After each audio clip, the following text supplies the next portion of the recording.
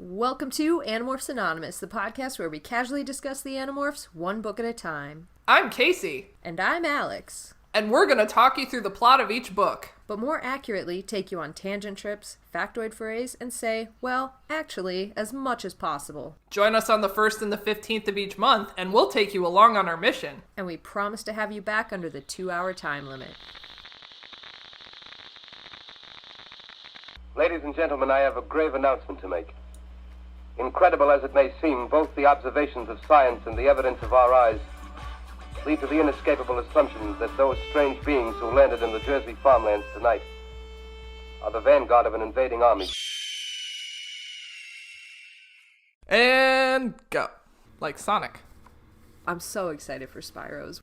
It looks bonkers good. Oh, so good. Oh, I'm ready. I love seeing the side-by-side comparison from the old Spyro that we all know and love, and the new updated version, which looks fucking phenomenal.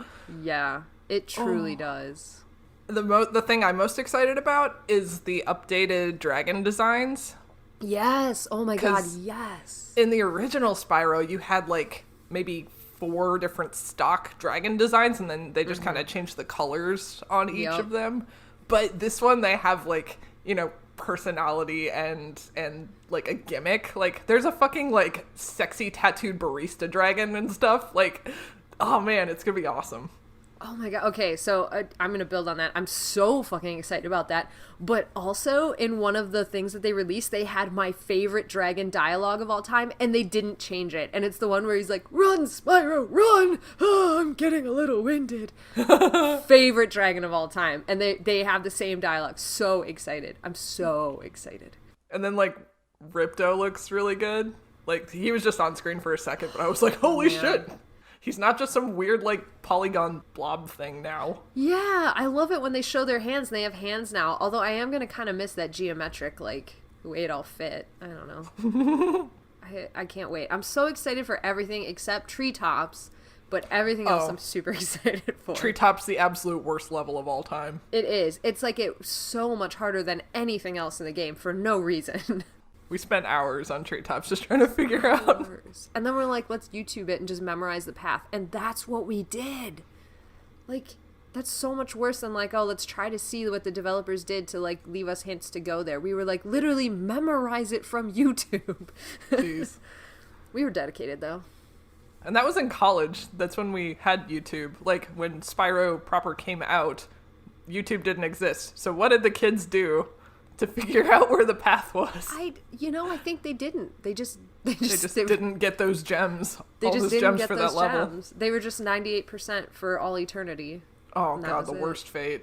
It is truly the worst fate. Fuck. Yeah. Anyway, that's Spyro. It's coming out next week. It's gonna be freaking awesome. I pre-ordered it. You probably did too. Oh yeah, months ago. Oh yeah. So the question is, are you gonna finish Red Dead before then, or are you and Scott gonna fight over the... We're gonna fight over it, but I do want to make it very clear that I am not finishing anything in Red Dead. All I do is go around, find legendary animals. I don't shoot them. I find them and catch wild horses and train them. And that is the extent of how I play Red Dead. Nice. Very much like how I played Grand Theft Auto, where all I did was follow people around until they asked me to leave. You would squat the character down and then just walk around the person and make them really uncomfortable. And they were like, "What are you doing?" And I just kept going. Oh no. I am inherently bad at video games. Oh, you should play Breath of the Wild. That also involves a lot of horse capturing. Oh, I would love that. Horse capturing is my favorite part. I'm very good at it now. Long story short, super pumped for Spyro. Heck yeah. Somebody was playing the other day, and they didn't know about defeating Scorch. And I was like, excuse you. Anyways. Speaking of defeating evil beings. Animorphs. Animorphs. Okay, sorry. Let me take a second run at that excitement right here. Sorry. Oh, man. I just got like rolling real hard with Spyro, and it just felt like a sudden stop to go to Animorphs. But you know what? It's not, because who we're visiting today is our favorite 90s video game playing character, Marco. He probably played Spyro. Maybe. Definitely played Grand Theft Auto, because he likes to drive things. And he does mention he has a lot of racing games, and it's not strictly a racing game, but I feel like he would have gotten it. Maybe, let me make up a narrative in my head. Maybe he got it when his dad was like in his depressive funk, but now that his dad pays attention, his dad took away Grand Theft Auto because it was inappropriate. It's very not appropriate. But that's not what Marco's talking about this time when we open. No. Oh, this time. God. This time Marco's antagonizing a girl he likes. Ugh. Whose name I've not written down. Tishandra. It's like the 6th word in the book. I really should have remembered that. But yeah, so he's antagonizing Tishandra, and it goes so badly that he literally pivots in the middle of antagonizing her to talking about the war.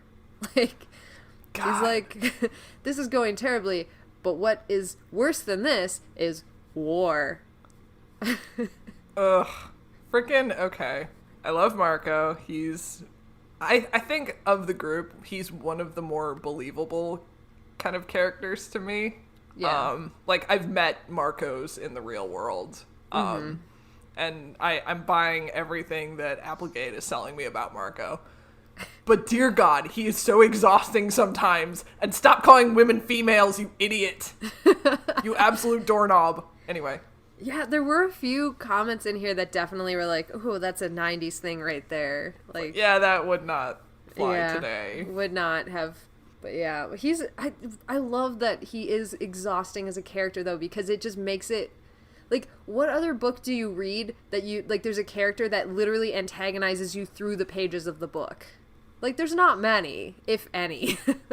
I think it's interesting because, like, you have a kind of, like, chauvinistic character written by a woman. Yes.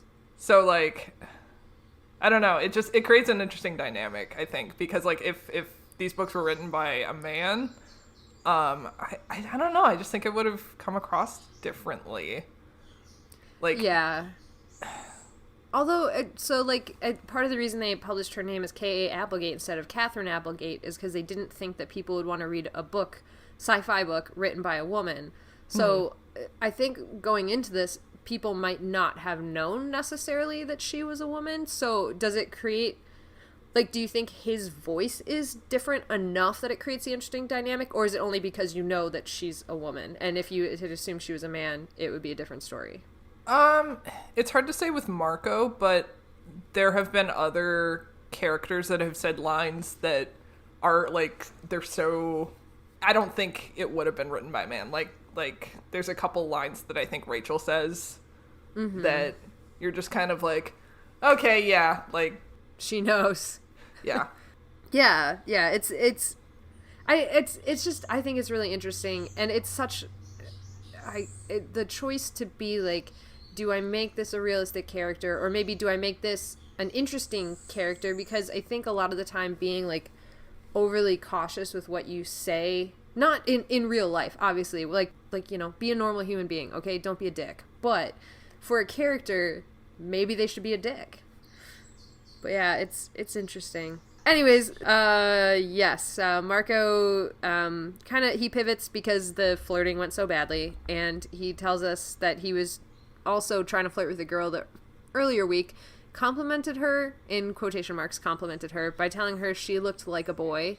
And I think what he was trying to say was she was fit, which still isn't a great thing to say to somebody, but better than, hey, you look like a boy. And then that girl asked another boy in the hallway to chase Marco, and he did. And then Marco's like, it's not as bad as being chased by a Taxon, though, so it's cool. Freaking, yeah, that none of this would have flown today. Yeah, Absolutely none of this. No. I have so many things to say about the 90s. Anyways. So Marco's walking down the hallway, and then all of a sudden he sees the cube, and he's so focused on the cube, he kind of, like, blocks out the rest of everything for a moment. But then he realizes that the cube is in some boy's hands. And so Marco yells, "Yo!" And he goes, "I'm not the kind of guy that says yo, but I don't know what else to say." So he was just like, "Yo!" And the guy's like, "Yeah?"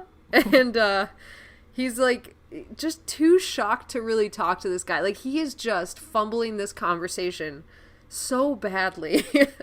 But yeah, he's like, "I haven't seen you around here before." And the kid's like, "Yeah, I'm new." And he's like, "Hi, what's your name?" And the kid's like, "Well, this guy's possibly very stupid." Good first impression. Yeah, great first impression there, Marco. And this whole time that he's totally like botching this conversation, he's looking around he's like, "I'm looking for any of the other Animorphs, anyone but Rachel, literally anybody but Rachel right now." And he doesn't find any of them, not even Rachel. So yeah, he was worried Rachel would take the new kid into a closet and beat the shit out of him. Which honestly would have been so much better in the long run. Yeah. Would have saved a lot of time and worry and issue. This is one of the things that drives me like I get so aggravated reading this book. I'm like, everything you do, there's an easier way to do it, and you just like didn't. Anyways. But then we wouldn't have books if they just cut to the chase and did everything the efficient way. Then we wouldn't have books. But yeah, fair enough. I definitely relate. It's exhausting. Yeah, and I think it's supposed to be like I'm not saying that in like a way like, oh, this book sucks because it's exhausting. It's like it's meant to be. Yeah, and again, they're 12 years old. They don't have a lot of life experience. They have some war experience and some strategy experience, but like yeah. They still like it's to us as almost 30-year-olds. Like we've got some years and some experience on them, but I feel like I was still like really exhausted by this even when I was younger. I'm thinking specifically about Tobias and like the upcoming chapters is what I'm talking about. But gotcha. I'll digress and continue on. Yeah, so Marco says he'll buy this cube off of this new kid who introduces himself as David, and then offers him $1.32. And this kid just kind of like blows him off and like has some really like real cool 90s line where Marco's like, "Okay, like see you later." And then he says something like, "Oh, best part of my day, leaving." Like, it was real harsh. So at this point, I have heard whispers of a David. I've heard whispers like on the wind. Like the wizards were speaking. Yeah, like I have heard of David, and as soon as his name came up, I was like, I think there's like an artist that I like that did some Animorphs fan art that mentioned like, oh, I was gonna draw David, but I didn't end up doing that. So like something about his name kind of triggered something in my brain. Plus, okay, the cover of this book, the little like tagline is, "Look out, everybody, there's a new Animorph in town." And I'm like, excuse me? Yeah, they're giving a lot away on the covers these days. What the hell? Like, don't. Spoilers. Yeah, spoilers. And also, I don't know if they have the back of the books in the digital files, like the synopsis parts. No. Do they? No. Okay, good. Because they give away like the entire book. So much. Yeah, it is. Like, basically, it's like if you read the synopsis on the back of the book, you'd know 3/4 of what happens in the books. Great. I'm disappointed in this book and 19 when the plot was given away for you because Cassie turned into a butterfly at the end of the book. Oh, the cover? Yeah, on the cover. Yeah. Okay, I'm just gonna maybe not look at the covers as much as possible. Like, I'll open up the digital file and just like scroll past really quick.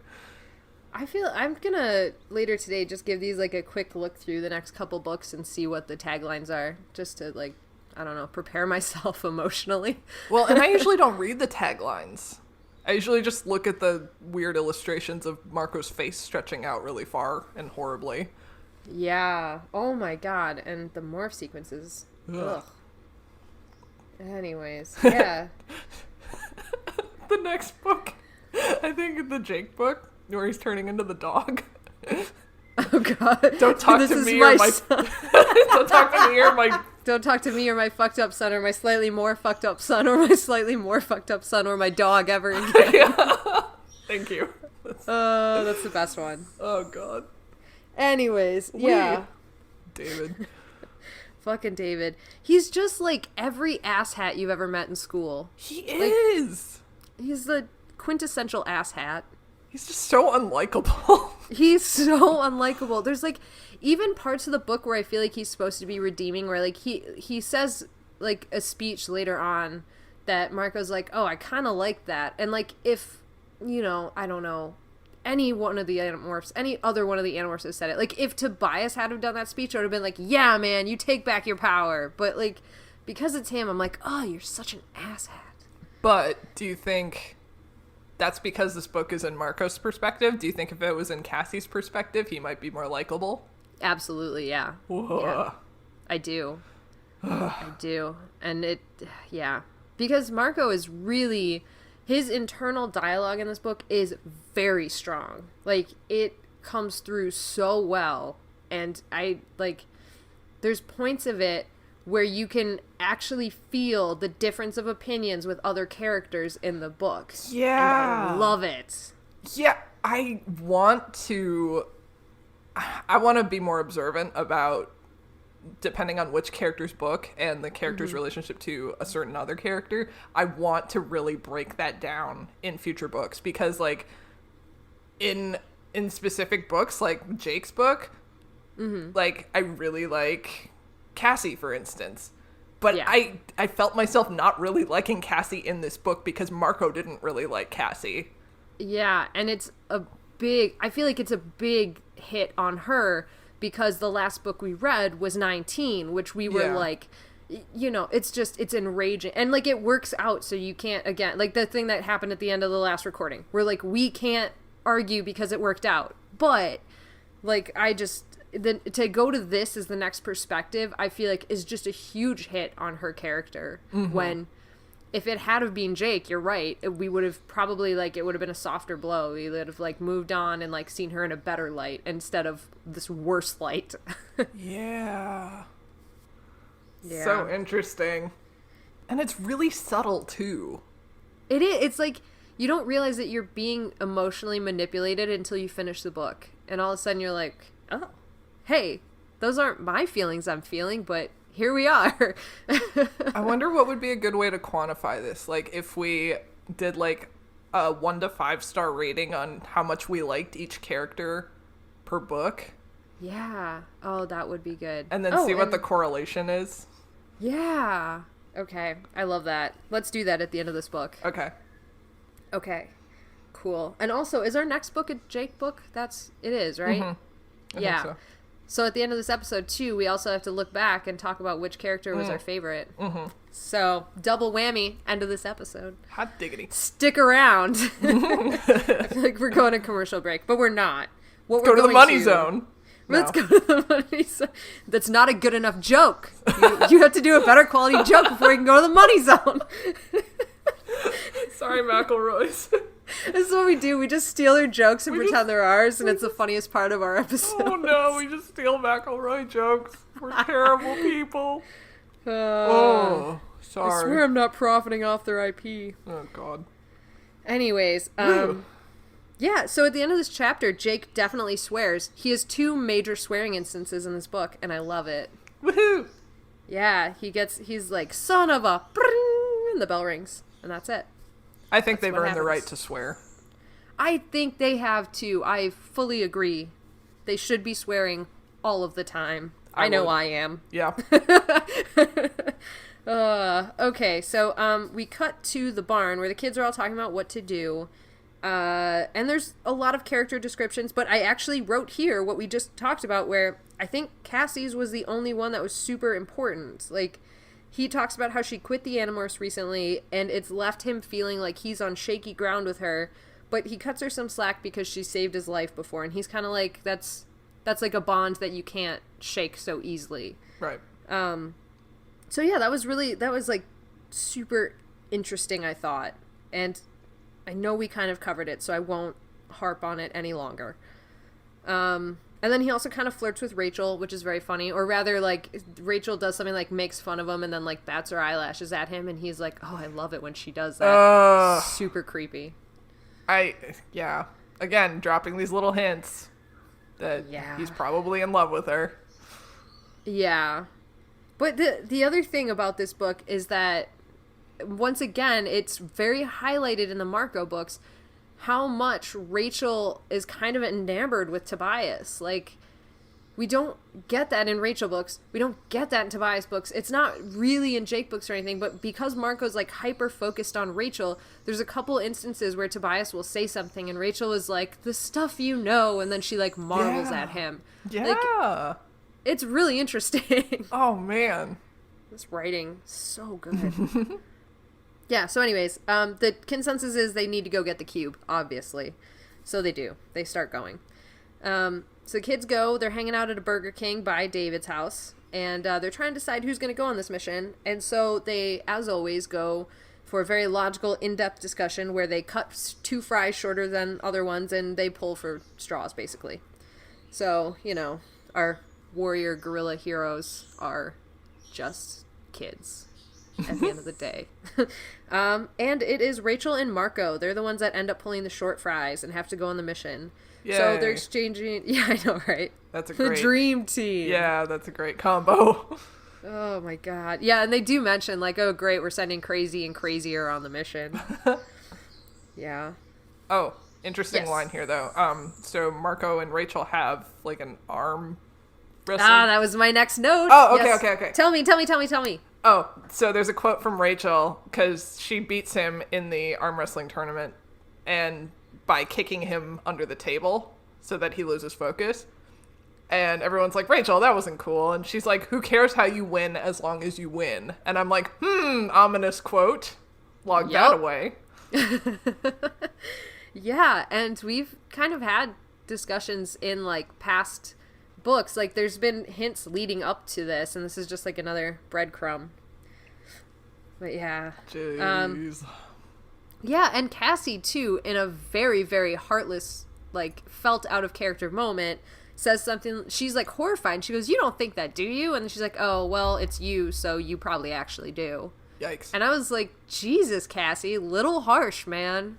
Like, especially because the last thing that happened is Rachel literally let that yerk go for you because she trusted you, because she put her belief in you. And this is what, like, this is the kind of shit that you, like, throw her under the bus for? Are you fucking kidding me, Cassie? Anyways, I'm sorry. I didn't mean to go on that. I didn't expect that. It came out of nowhere. I'm so sorry. Okay. I don't even have it in my notes. Tell me all your thoughts and feelings. This is cheaper than therapy anyways. So that whole conversation goes down, and then they immediately get very somber because Eric starts approaching them. Eric the Chi, you remember him. Eric Big dog. Always appears in a Marco book. I think we're like 4 for 4 at this point. He's always in a Marco book. Yeah, you're right. Huh. That's interesting. I've never noticed that. Mm-hmm. I wonder what it means. Everything. It means everything. I mean, I guess Marco kind of is, like, the closest, but it doesn't matter. Anyways, Eric appears. And he drops some knowledge on them. He wants to let them know that there's a large summit happening in town with a bunch of foreign leaders from many different countries attending in order to discuss the issues in the Middle East, which I'm sure was a very relevant comment at this time in the 90s. Mm-hmm. So don't really have historical context for that because my memories are very confused. But anyways, one of these leaders that's here for the summit is a controller, but he can't tell the Animorphs which one, and this was the moment where I'm like, oh, look, the dungeon master with his D&D puzzle is here. So, yeah. Well, okay, but did he not know who it was, or could he just not tell them? He didn't know. He's like, I know it's one of them, I just don't know which one. I feel like that's kind of hard to buy. It's very hard to buy. Like, you would have to have some evidence that one was a controller. whatever, well, Eric. Like, hey, I've seen the president at the Yerk pool. It's him. Like, yeah. There's... And also, he's not supposed to know this because, like, Eric isn't a particularly high-ranking Yerk. Like, he's just kind of an intel guy. So why does he know this, like, top secret, they're not announcing it till it's over kind of mission, but he doesn't know who's infested, which I feel like would come up before the entire rest of the plan that they have. I don't know. This is I don't know. hard to buy. Let's pretend. I guess. I guess I'll set that aside. Yeah. I mean, think about how much we're suspending disbelief already. Yeah. Anyways. Yeah, I found it hard to buy too. So, I agree. I agree with that assessment. Right. So, they're going to continue on this mission to get back the morphing cube. And they go into the bathroom, the girls with the girls, boys with the boys, and the second person's going to, like, grab their clothing because they had to dress for cooler weather. And so Marco starts going Osprey in the bathroom, and they're basically just, like, shooting the shit in there, like, having, like, a good time just being boys, which I really felt like the Jake-Marco friendship during this conversation. So I liked that part of it. Jake gives Marco shit because he's like, oh, I have a signed hoodie from some famous sports thing. And I don't know it. And Jake's like, oh, come on, you've washed that hoodie at least once since then. The signature's gone. And he said, I said it was signed, not is signed. But anyways. Yeah, so he starts going Osprey. Then the manager starts pounding on the door saying, is someone in there? And Jake's like, yep, someone's in here.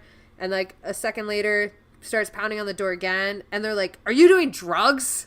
What the? Jake's like, okay, this is another thing I had a hard time buying. It's like, yeah.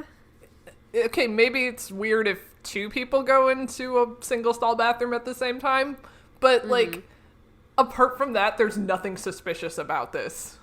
Like, I mean, why are you so insistent on breaking into the bathroom? Here's the only thing I'm going to defend in this situation. I feel like that does happen a lot with teenagers simply because of the age bracket. Like, they do run into more trouble with, like, managers and stuff like that. Just because they're, like, teens cause trouble. Sure. But that's it. That's my only, like, I do not know why he leapt to, like, are you doing drugs? I don't know why they couldn't stay in the bathroom. Like, if they were in there for 15 minutes, sure. Right. 3 minutes, not so much. Like, that's enough time to pee. What if you had to poop? Like, you gotta give them time. Yeah. A little bit more. Also, I love how this is, like, a recurring narrative device, is that the kids go into the bathroom to morph, and somebody inevitably will want to break the door down. This is, like, the fourth instance of it happening. It is. And yet, going through my childhood, I do distinctly remember multiple times people opening up the bathroom doors when I was in there. Rude. I know.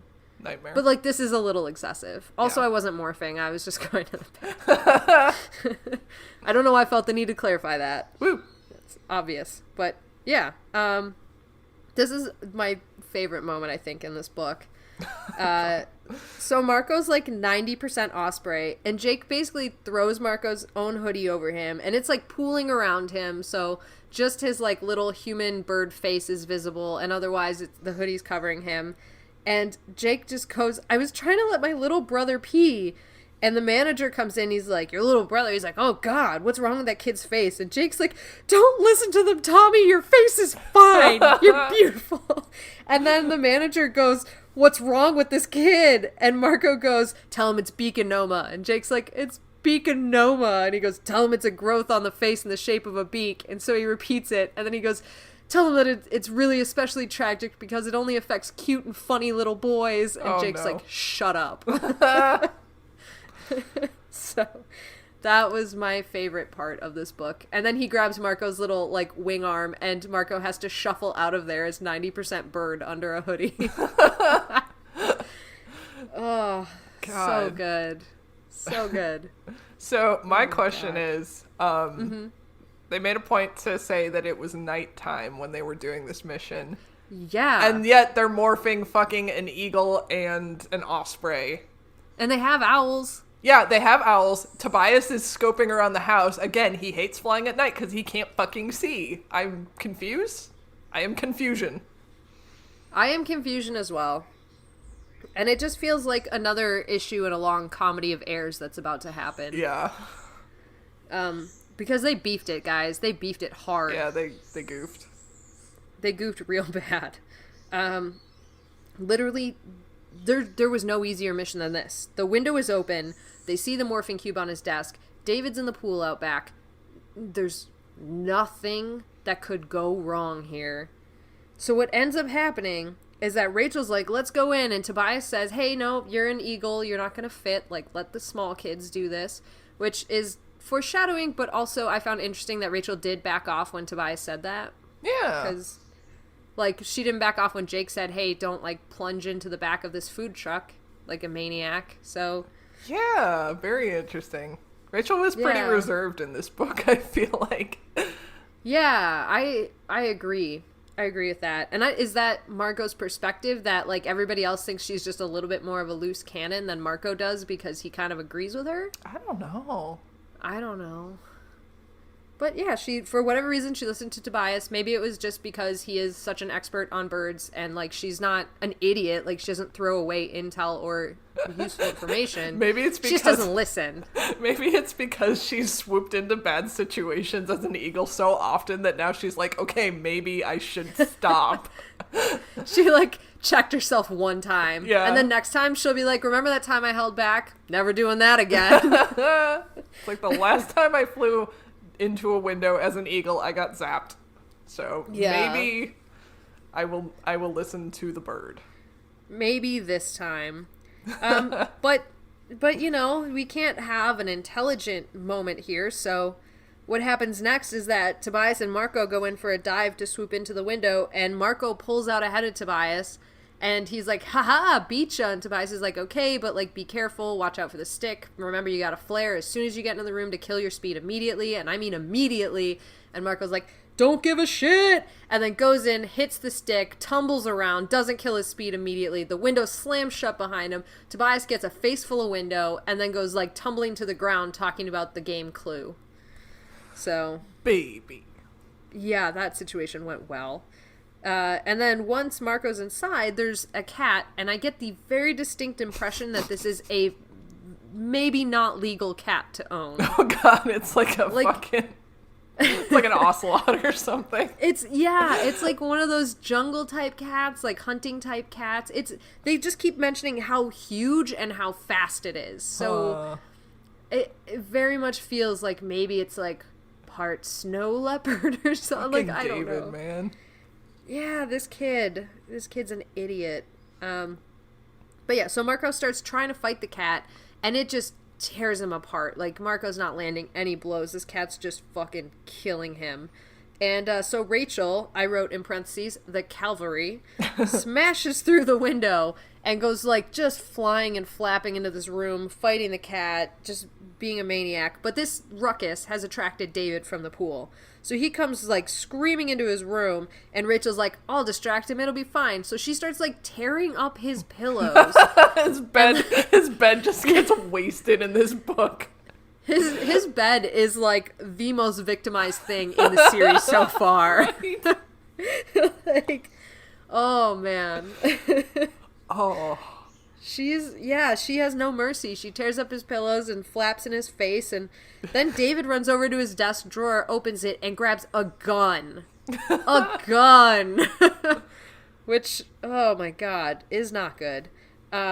Luckily, turns out it's just a very well-made BB gun, so it looks real. Just shoots BBs. I mean, you can still...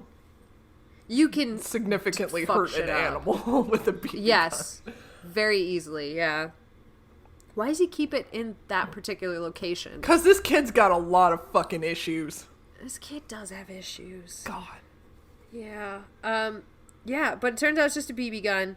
So David's running around chasing them, firing on them. They have the cube in Talon, but they're having some lift issues, and so they decide to go downstairs and, like, out the sliding glass door, I guess. This reminds me of the bat situation. Yeah. When they had to go get the thingy. And then they realize, like, hey, we can't sonar with Yeah. Yeah. Yeah, pretty much. That's kind of what starts happening. But yeah, like, they're chasing him down the hallway. He's shooting BBs at them and hitting them, like, hurting them. And Rachel goes up to the glass door and slides it open with her beak.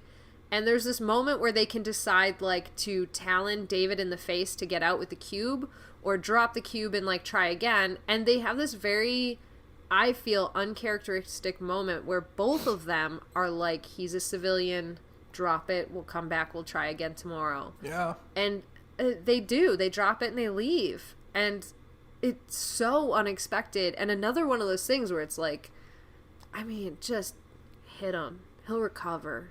Yeah. It's fine. Just do it. Like, it's happened to me before. I'm still here. It's fine. I've been clawed by many birds.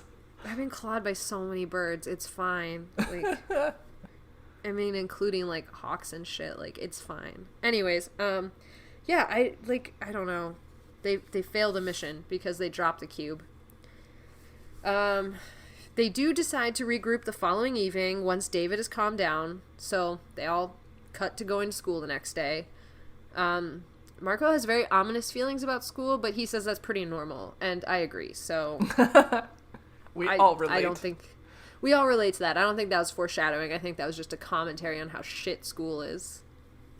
But yeah, so he's at school. We cut to him getting in the lunch line, and David approaches him, which sets him on edge. And David's like, "Hey, man, I have no friends at school, but I do know you fucking weirdo from yesterday." Thanks, I guess. Yeah, I thought it was a weird choice, but hey, whatever. So he's like, basically, I have a cat named Megadeth and a cobra. This is like literally how he goes into this conversation. Yeah. This kid just like spews information out. It's like, my dad's a spy, I have an illegal cobra, and my cat's name is Megadeth. He's like, it's like either he's a compulsive liar or he's the most metal kid in the world. Yeah, and then he starts going on about how he was attacked by trained birds. So, like, I feel like you and I have some friends that, like, this would literally come from their mouths. Yeah. And we would just be like, uh-huh, okay. Yeah. Oh, no. But, I mean, because Marco does know that happened, it's like, you know, he plays into it. He's like, all right, cool. And he's like, this cube, if they're willing to go to all the trouble of training birds to come after me, I don't know how he thought this situation would play out. It takes a little longer to train birds than that, but whatever. He's like, it's got to be worth something. So I put it online for sale, and someone's already interested. And Marco's like, oh, no, did you give him, like, your address? Like, that, you know, that's really bad. And David's like, I'm not an idiot. I'm not going to let him rip me off. I definitely set an email on a timer to go out right before we got home. And Marco's like, how am I going to save your life? Ugh. I do have a note later down where we will discuss this whole email thing. So I'm just going to hold that in for now. All right. Because I want to get some more fire to throw on my flames, some more gasoline to throw on my flames before I talk about how emails work. Sure. So anyways, Marco goes and debriefs Jake, and Jake just swears again and gets sent to the principal's office. Aw. Rude. He said one swear word. Why would you go to the principal for that? He's not your pal. He doesn't care about you. He doesn't care about you. Marco then goes to tell Rachel and Cassie. He makes sure that he waits until they're both together because he says Cassie calms Rachel down. So that's what he wants. And then Jake, when he finally gets out of the principal's office, finds him between, like, I think he said third and fourth period or fourth and fifth period. And he's like, all right, go, Marco, just go. Skip school. I'll give you my notes. It's fine. Go. And Marco's like, I'm definitely getting those notes from Cassie. Your notes suck, Jake. And then goes. And that's, he like told him there will be doodles of tanks and jets in your notes and I don't want them. Which was adorable. Anyways, he also decides he's going to get Axe because they want, in case they need to like break into the computer and unlock it, he wants somebody there that has the ability to very quickly do that. So he's going to the roof of the building, turns bird, flies out there, and he's desperately trying to find Axe in this huge area where he is. So he's kind of cruising back and forth, does eventually spot him, but they've lost a lot of time. So he's just like, Axe, morph, I'll tell you on the way over. Oh, also, Axe is like, shouldn't you be in school? And it's like, this coming from you who never paid attention in class because you were too busy thinking about games and females. Oh, you little sass and the other bucket. thing is, What was it that Marco said in return? Something like, "Who are you, the truancy officer?" Yeah. It's so good. Fucking sass boy. Oh, I love that. I love this, like, I feel like maybe this, like, new threat to the team that comes in this book has brought Axe and Marco closer, and I love it. I love it. Yeah, because now they're on the same side, you know? It's not humans versus aliens. Now it's Animorphs versus threat. Yeah. So, anyways, I love it. But yeah, so anyways, Axe turns bird, flies with Marco. They are flying around David's neighborhood, desperately trying to find his house, but of course it's cookie cutter subdivision. So they're like looking in all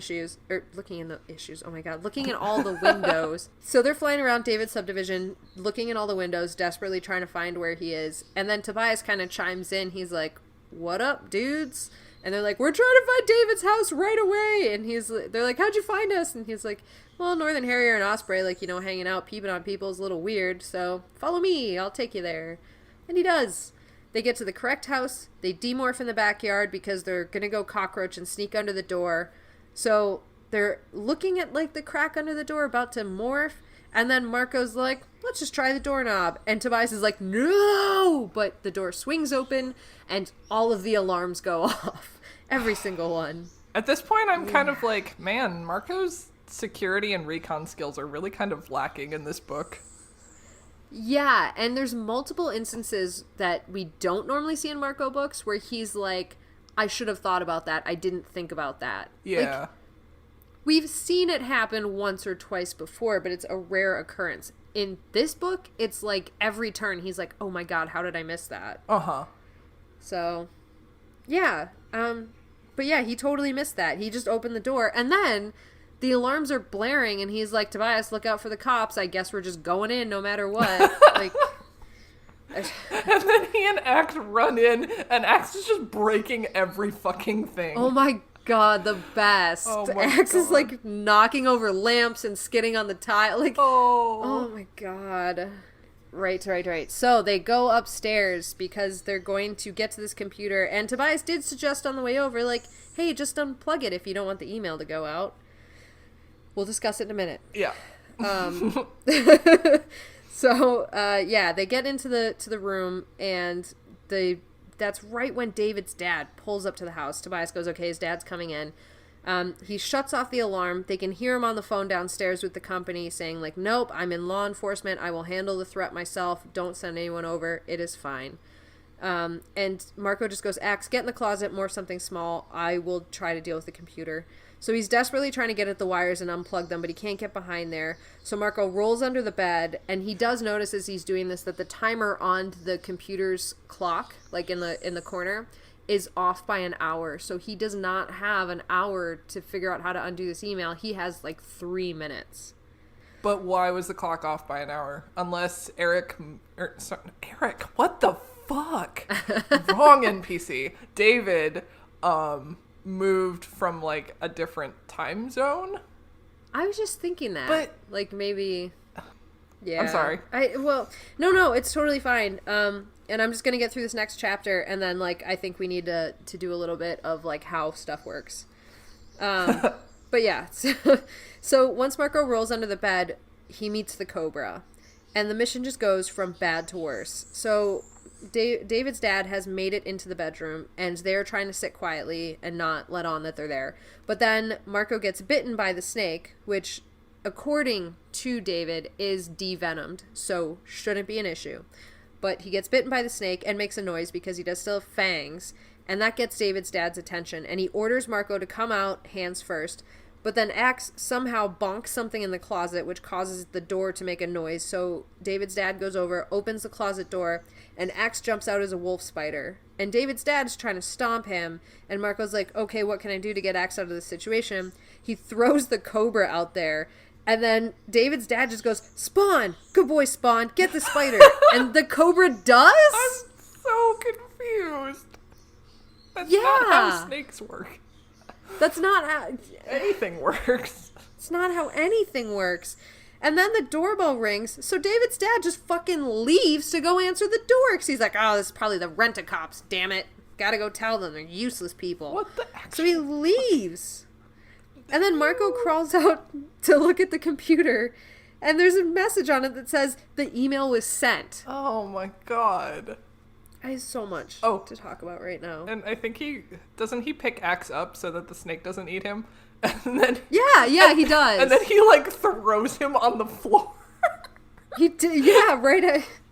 Right after this, he does. He picks him up to, like, get him away from the cobra and then just throws him back down. He's like, it's fine if he falls from this high. He's a hardy creature. It's fine.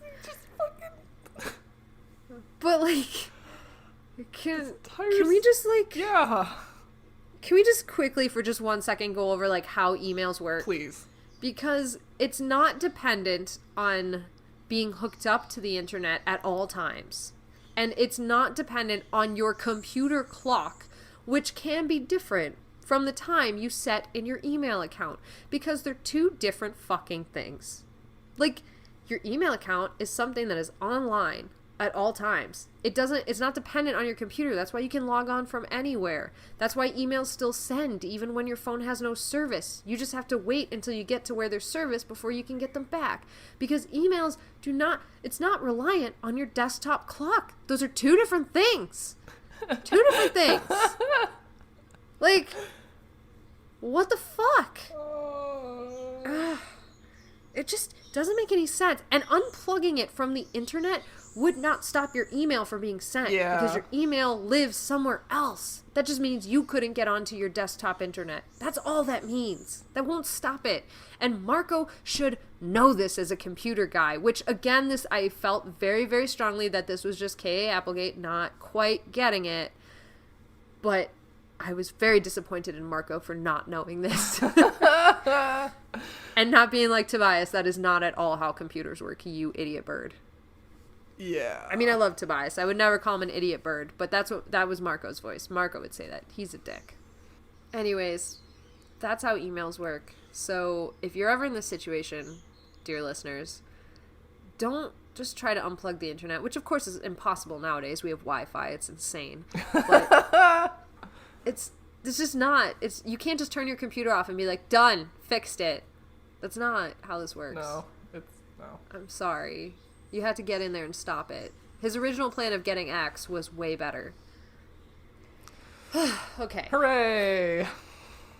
Okay. We have things to talk about. I need to get past this email conundrum. So, Marco goes Cobra, and there's an entire chapter basically just dedicated to talking about this morph because it's so horrific. He goes almost entirely snake except for his human boy head. So gross. This is, to me, the worst morph sequence we've had so far. Agreed. Thank you. It was horrifying. Yeah, so, and then he gets to Snake eventually. Eventually his head goes to Snake size. And he talks about the senses, like how he can sense heat, and he does have vision. He has smell, like he has everything he normally has, and heat. And Axe comes scuttling over to warn him, like, hey, David's dad's coming back upstairs. And Marco just eats Axe.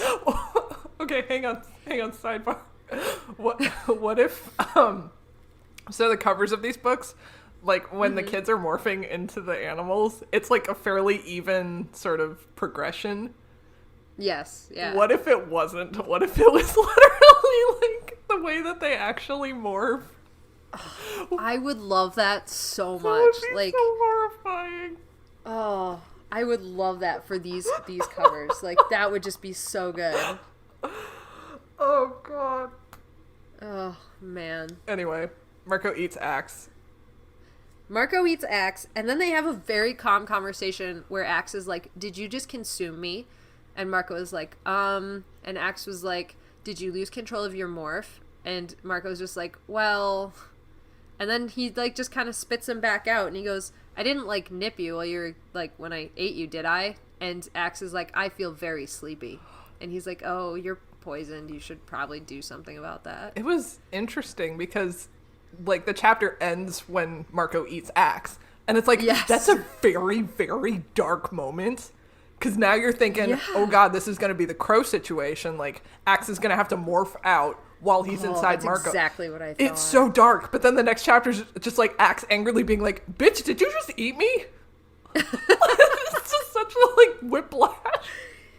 Oh my god. Okay, I have to say, when I read it much more like very matter of fact, like, did you just eat me? But I love, in my head, I absolutely love the idea that Axe was like, bitch, did you just eat me? Like, what were you thinking? Like, I love that idea so much. Oh god, it's so dark and then just so funny. It's so good.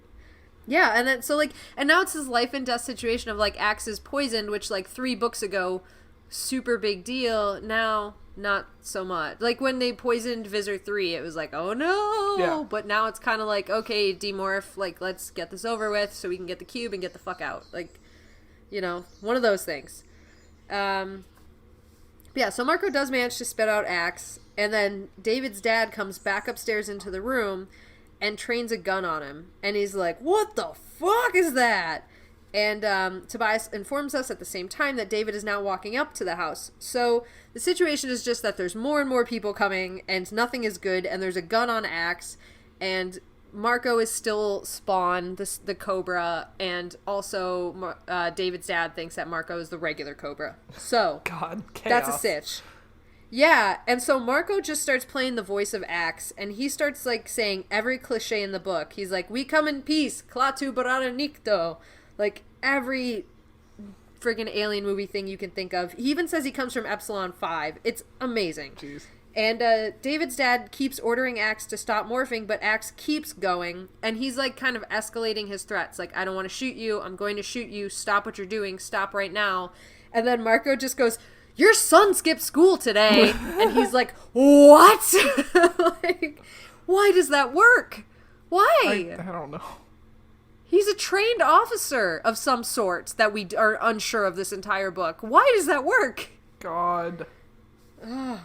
But it does. So David's dad gets, like, unreasonably distracted by this. So Axe keeps morphing. And then David joins him upstairs, like, and he's like, what the hell is going on here? And they're like, alien, right? Got it, gun on him, right? And then David's dad's like, you're so grounded, by the way. Like, not the time, dude. Priorities.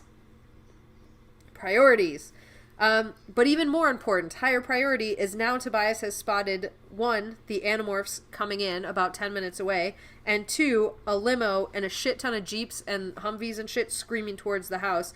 And this chapter ends with Marco telling David and his dad, you have to hide. All hell's about to break loose.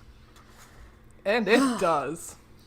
And it does. So at this point, we now know that Visor 3 is bearing down on them. The Animorphs are bearing down on them. And then the real Spawn slithers out, and David's dad realizes there's 2 snakes, and Marco immediately says, yeah, it's me, don't fire. And so he shoots Marco. And hits him. Like, actually hits him.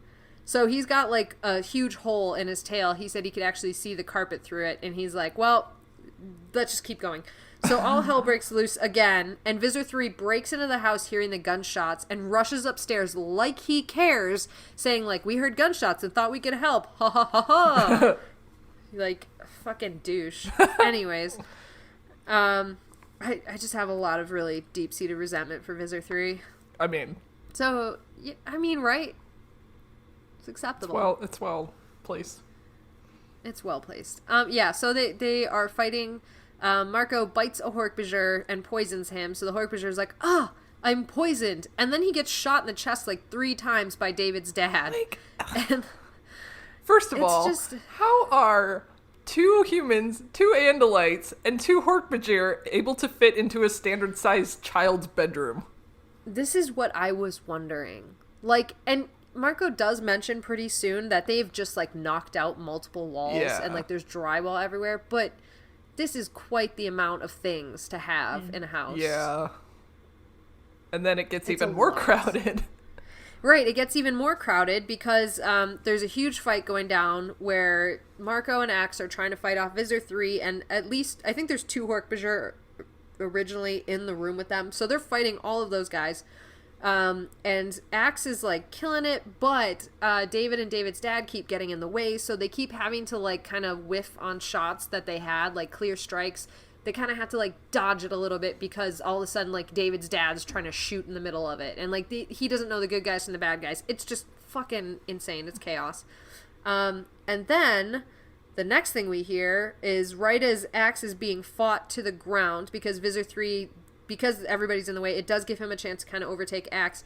Axe is literally down, and then you just hear this huge roar, and Rachel shows up in the room, stands up to her full grizzly bear height, and just roars, and Jake's also there.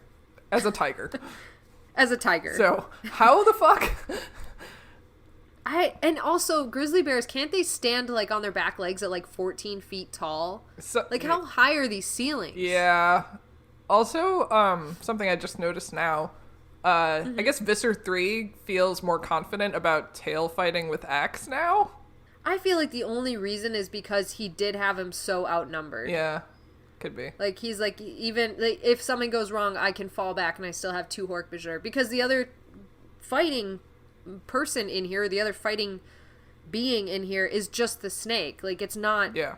That, he doesn't find things like that intimidating, so... Sure. He's very bad at poison. He knows not very much at all about poison. Yeah, you'd think he'd be afraid of the snake, too, because he had a really bad encounter with the snake before. I guess. I don't know. He's not. He's just not at all. Maybe he's like, oh, I have anti-venom all over the place now, just in case. I have EpiPens, just like at the ready. EpiPens. He's just collecting all this, like, ancillary medical shit that, like, he's experienced before. He just makes a Hork-Bajir, like, carry around a medical backpack. Oh my god, how great would that ranking be, though? You are least likely to get beheaded because your job is to do nothing but carry his shit next to him. I want that post. His caddy. His Hork-Bajir caddy. God. Oh my god, that's amazing. Yeah. Yeah, but yeah, shit gets real. I mean, I guess the ceilings are 14 feet high because Rachel said her ears, or Marco said Rachel's ears touch the ceiling. And it was cute. And it was cute. He did say her cute little ears. So... Yeah. Whatever. Anyways.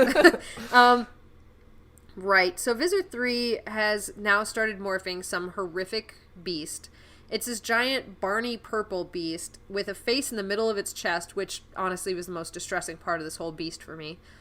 And then it had like a weird snake tongue that came out every once in a while. And then it had like arms coming out of it that ended in these very, very sharp traffic cone looking fingers that we very quickly find out he can shoot and retract. And it, like, he fires a finger at Axe, and it punches this 2-foot hole in the wall and then retracts back to his hand.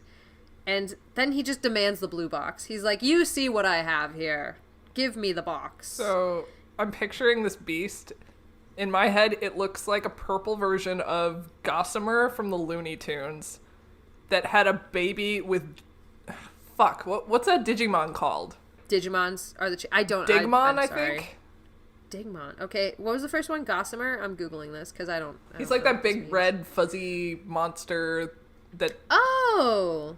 Okay. Yeah. I know which one you're talking about. The one with the butt head. Yeah.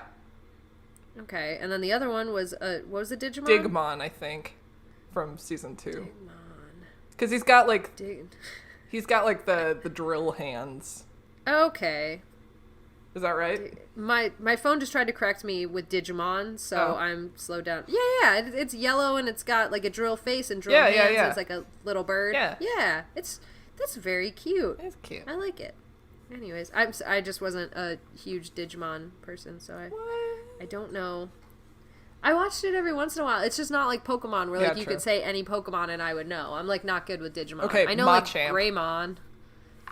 That's okay. That's exactly what I pictured, except with the face in the middle, and then the arms just ended in like these 3-pronged traffic cone claws. Gross. Yeah, this is a stupid monster. Yeah. This is real stupid. And like he mentions immediately that like this monster's biggest weakness is that because its face is in the middle of its chest, its blind spot is 3/4 of the room. Like that's a pretty big issue. Why would you say that? I don't know. And then also he makes a point to mention its weakness and then never exploit it. Yeah. So okay. Oh my god. Yeah, so he demands a blue box and the Animorphs are like kind of hesitating because they're trying to figure out between them what to do. And they're like, David's the only one that knows where it is. Somebody asked David. So Marco does. He's like, David, where's the blue box? And David's like, it's in my backpack. Take it. I don't care. Take it. Wow. And it's like, you fucking wuss, man. God. So suddenly everybody starts going after David. The Hork-Bajir, Rachel, Visser 3, And they're like, Rachel, get him out of here. And so her plan, I love her so much, her plan is to charge through the wall, and just literally full grizzly bear freight train mode, knock him out of the house, using probably him first to go through the wall. Like, this is her plan. And Marco doesn't even, like, he's like, yeah, it looks like her plan's to ram through the wall and take him with. All right. Long as someone's thinking ahead here. Jesus. Yeah. But very luckily, Visor 3 punches one of his traffic cone fingers through the wall right in front. Like, he was aiming for David, but kind of, like, went too high. And so Rachel is able to just, like, tumble both of them through this hole in the wall.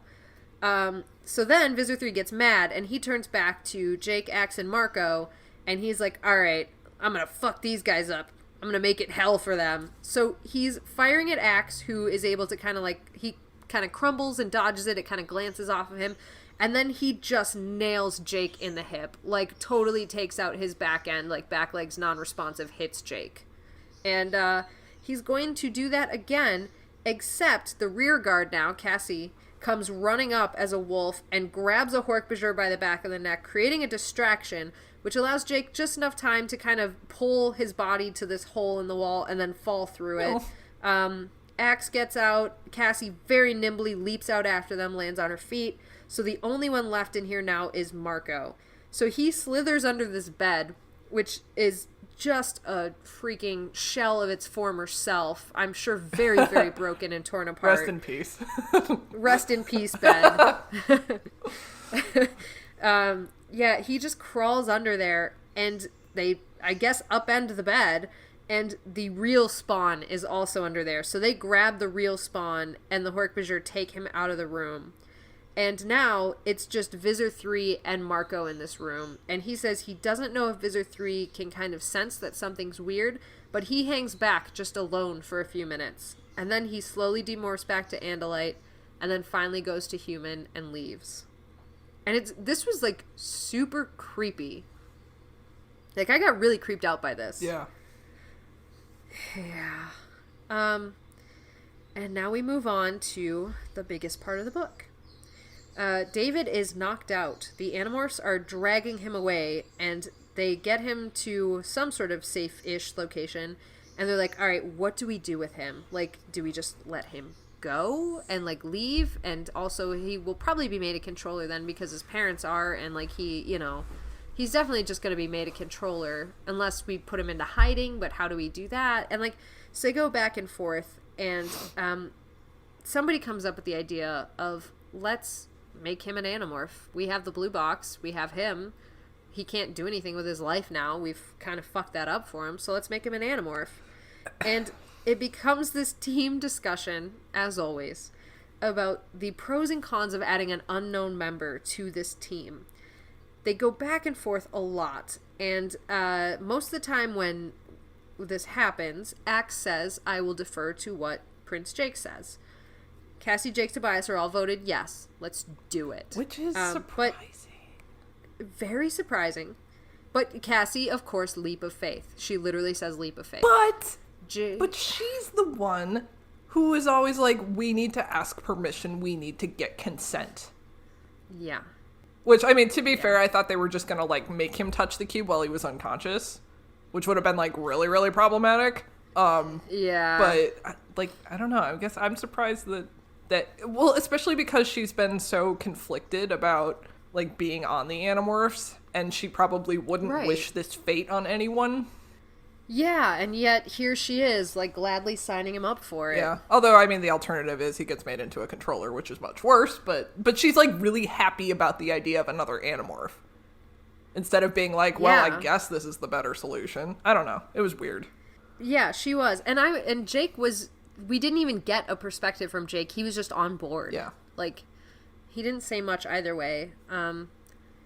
Tobias, he kind of argued it a little bit. He was like, absolutely, like, you know, we need more people. We need more people to fight, blah, blah, blah. But I think Axe and Marco were probably the most interesting arguments in here. Jake asks Axe to vote, which he almost never does.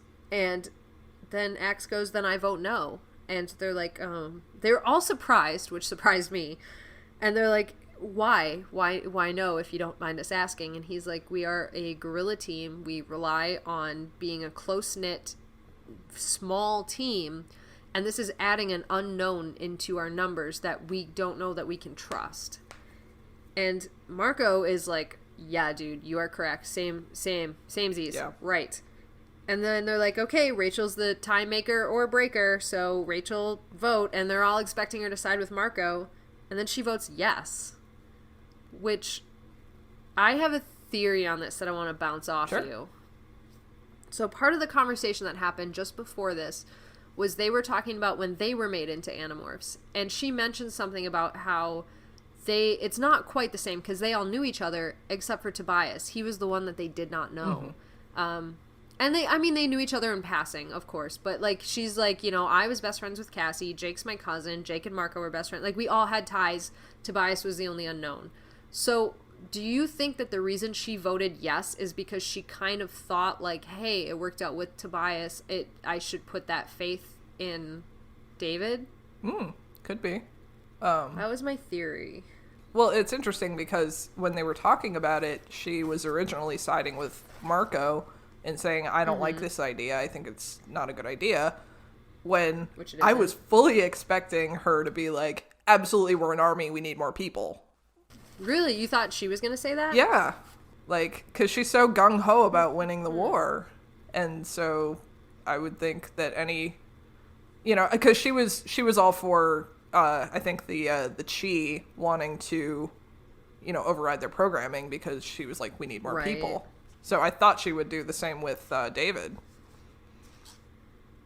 See, I didn't get that impression because Rachel is so protective of her people. I didn't think that she would do it because like the Chi are already fighting their own war against the Yeerks. Like, they already had proof. They're not bringing somebody totally green into this. So I thought it was a little bit of a different situation, and I did not expect her to vote yes. Yeah. But that's interesting. I like that idea that she would be the one crunching the numbers and wanting to fight the war and wanting to turn more people. Very interesting. And meanwhile, Cassie's all like, well, this could just be the start. We could make hundreds or thousands of Animorphs. And I was like, I don't think that's a good idea. At all. Cassie is very, very hopeful. She's got to be knocked down a peg or two after her last book. Yeah, but those are the votes. Yeah, I'm siding with Axe and Marco at this point when I'm reading. I am siding with Axe and Marco, and I will say I don't think a different character's perspective would have changed my mind in this situation. I am firmly against this just because he named his cat Megadeth and his cobra spawn.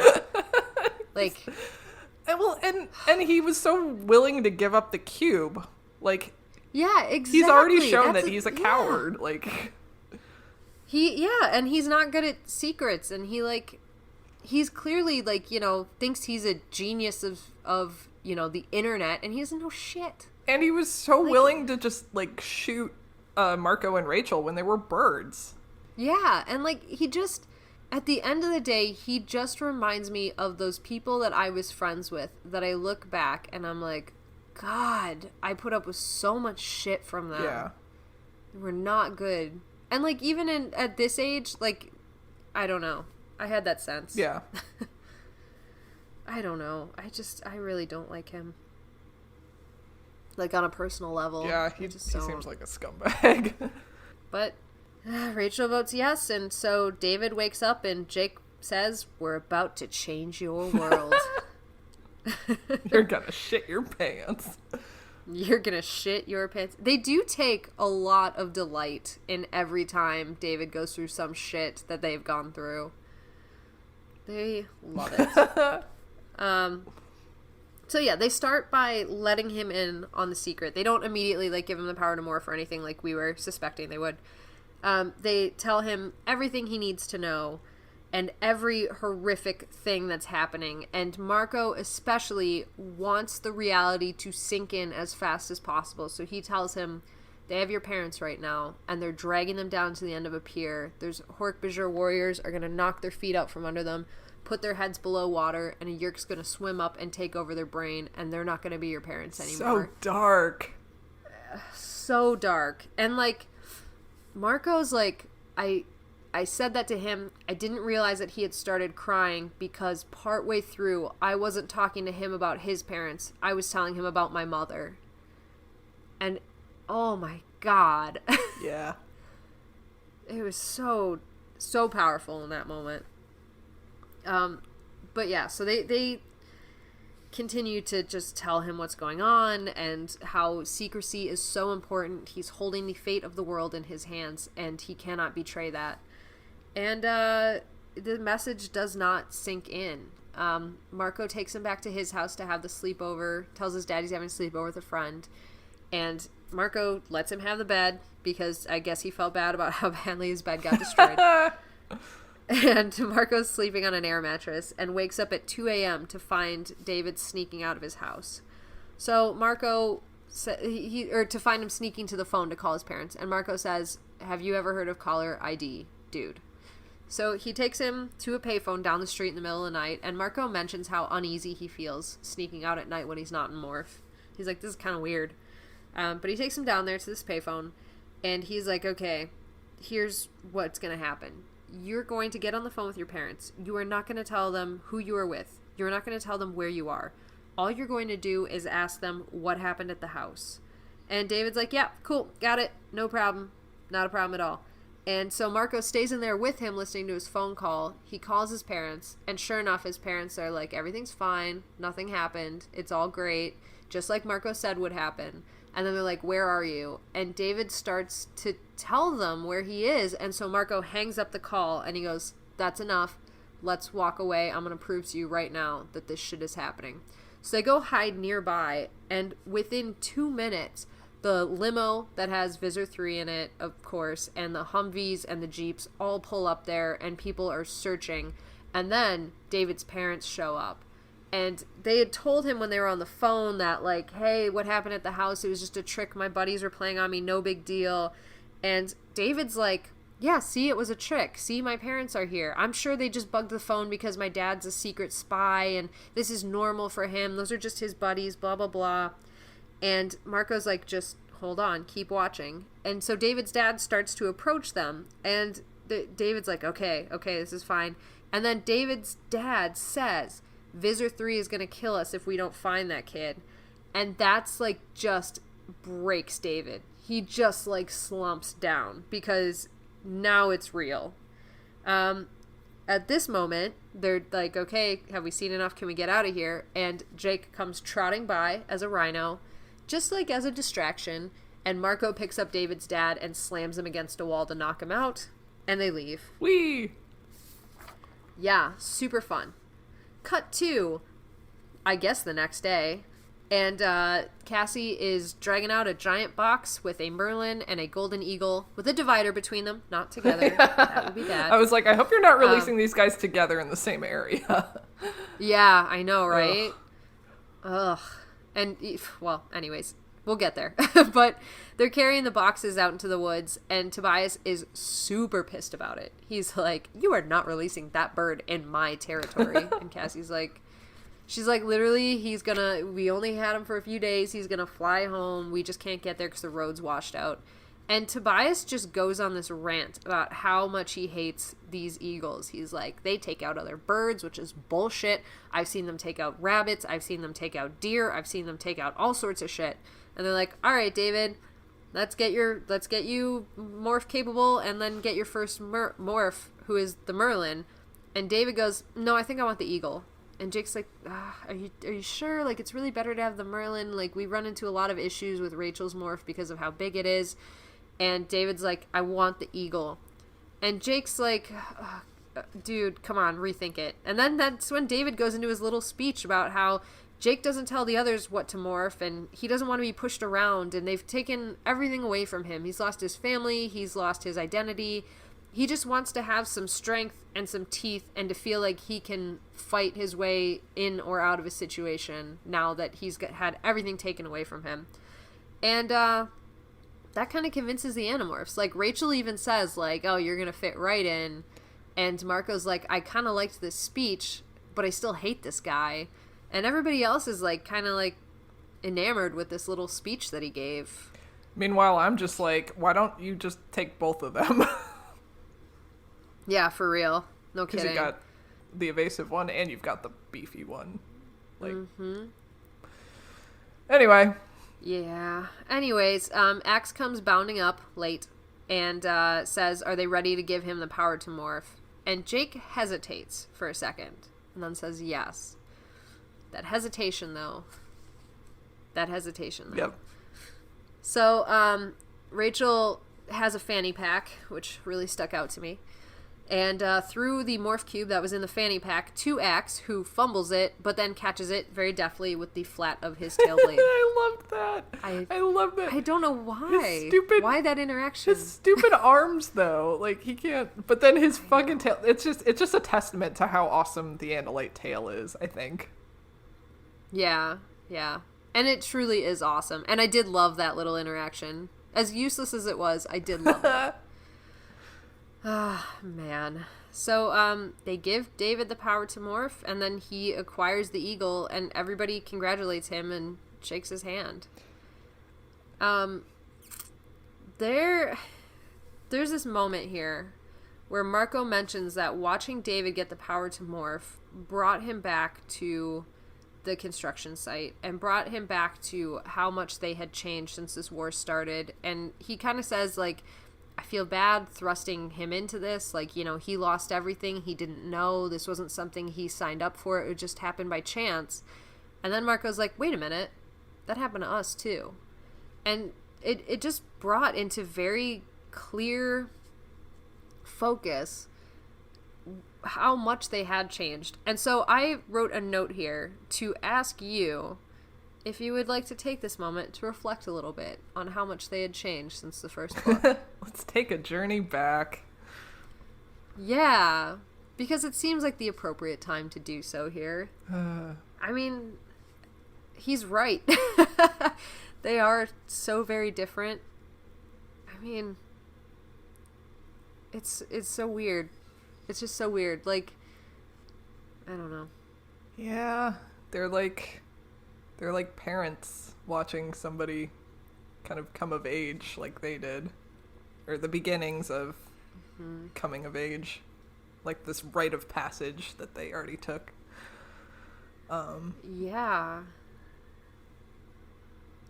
Oh man, and it's like, it's just so interesting to see it through this lens, because we, you know, catching up with these characters as often as we do, we see them kind of bit by bit growing, changing, becoming more cynical or more hopeful or more crazy or whatever it is. Like, we see them change bit by bit. And then to have them look at David freaking out and getting this power and not knowing what to expect or what's going to happen, and it's just so... It's crazy to think back of, like, how far they really have come. Like, back to, like, book 1, where their mission was to sneak into the Yerk pool, and it went so catastrophically. Or book 2, which was, you know, they're sneaking in to get the Z-Space transponder to contact the Andalites to come save them. Or just trying to expose the Yerks, you know, in the president's lawn, and they got into that whole mission where they almost died because they went fish and got collected into the water. Like, this is so vastly different from the Animorphs books we started reading. Yeah. It's just really cool to, like, to see those echoes and to realize, like, how fucked up they all are. I've seen some shit. Yeah. And, like, Jake especially. I really like Jake in the first book. That's my favorite Jake before everything. He was fun then. He's not fun anymore. Aww. I mean, that's not fair to Jake. He has his moments with Marco, but they become less and less every book. Yeah. Yeah. So anyways, that was all I had. It's harsh. Once we're done with all these books, I think I want to go back and like read them all again, kind of knowing what happens, so I can pay attention to exactly how they change. You know, I was just thinking, just before we hopped on the call, I meant to tell you this, but then we got talking about other things. What do you think of, once we finish all the books, to go back and redo episode 1? Just episode 1. Yeah. And see how much we've changed. See how much we've changed on our journey. And I think... Because... Go ahead. No, you go. I was thinking, like, I could... I don't know if we want to, like, commit to this, but, again, like, if I went back and read them all again, like, with the knowledge of having read the whole series, if we could do, like, kind of a reunion episode at one point. And just, I would love that. Yeah, and just kind of talk generally about, like, things we noticed on another read-through. Like, I don't know how beneficial that would be to you, since you've read the series a bunch of times. I mean, as even Megamorphs, I never realized Rachel had puked under the tree. Like, I noticed new things each time. And it's a totally different read-through for me taking notes. So I think, like to give it a little time. Yeah. And then read through it again. Yeah. And you might feel differently once we start getting into the ghostwritten books. Oh, sure. But, you know, I would like to do that for sure. I notice different stuff every time I read through the series, and, you know, it's interesting. Yeah. Let's do it. Sweet. Yeah, that would be really exciting. I would like to hear your perspective once you already know what's happening. Yeah. Man, so good. All right. Any last thoughts? Oh, let's do the mission. Let's do the mission. All right. The team discusses their first mission with David. They're trying to figure out who's infested, how they're going to stop it, that sort of thing. They start talking about security, how each different national president, prime minister, what have you, is going to have their own team of security guards that are specially trained. So, like, you know, Russian teams, blah, blah, blah. David keeps chiming in. He's not really gotten the ebb and flow of the Animorphs conversation yet, so he just kind of keeps... Like, that's really what it is. Like, the team knows each other, and he just keeps, like, disrupting it just because he's not used to it. So, making unhelpful comments. Yeah, exactly. And he's talking about, like, well, my dad, being the security guy, has the ability to, like, tap phones and blah, blah, blah, and you haven't even considered that. And they're like, well, why would we need to make a fucking phone call, David? Of course we haven't considered that. But yeah, so David's, like, he's interjecting throughout this whole thing. And Marco's a little bit annoyed by it, but whatever. He makes some quip about how the Japanese president is going to have ninjas, and Marco's like, yeah, he's going to have, like, you know, Jackie Chan himself. And then David's like, well, he's Chinese, not Japanese. Like, thanks, David. Well, actually. I guess. Well, actually. I mean, I know that's our premise to say, well, actually, but I don't have a cat named Megadeth, so fuck off. Yeah. It's like he's not wrong, but... He's not wrong, but he just says it in the most annoying way. Yeah, I'm just like, oh, what have you guys done? Oh, nothing good. Yes. So anyways, David chimes in with his bullshit, and then they take him through his first morph because they are going to scout it out. In a surprise Animorphs move, they're going to scout it out first. God, I love them. They're so predictable. This is my favorite Cassie moment in the book. Yeah, oh my god, so badass, because I can picture it so clearly. Because I can picture you doing it. Oh, for sure, in a heartbeat. I know the exact, okay, so this for me, I'll just read it, and then I'll digress. But, so David's going through his first morph, which is to Golden Eagle for this scouting mission. And it's going fine, like, a little creepy, obviously. He's a little, unsure about stuff. And then Cassie warns him, like, hey, the instincts are about to, bubble up, be ready. And he snaps his attention onto Tobias, and he takes off, leaps after Tobias, and Cassie was ready for him. So she just snags him midair and completely, gets him wrapped up and under control. It's amazing. Just calmly, fuck you.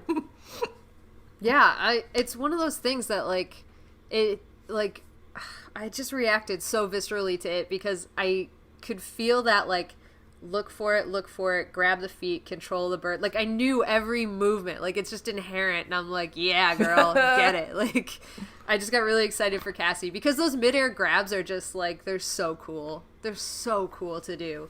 And it doesn't matter how many times you've done it. When you do it, especially with a big bird, you're like, yeah, I'm pretty fucking cool. Like, every time. It doesn't matter how many times. It's very cool. So anyways, yeah. That was my favorite Cassie moment in the book for sure. I really liked her in this moment. I wonder how David felt, though. Probably a little emasculated because he's a dick. Yep. So, anyways, they do ask him, like, are you ready to go flying once he gets the morph under control? And David's like, yeah, I guess. And they're like, it's cool, let us go, bird, we'll all go together. Cut to them flying, and David is screaming about how great it is, and he keeps interrupting Marco because it, like, this is, again, writing I adore.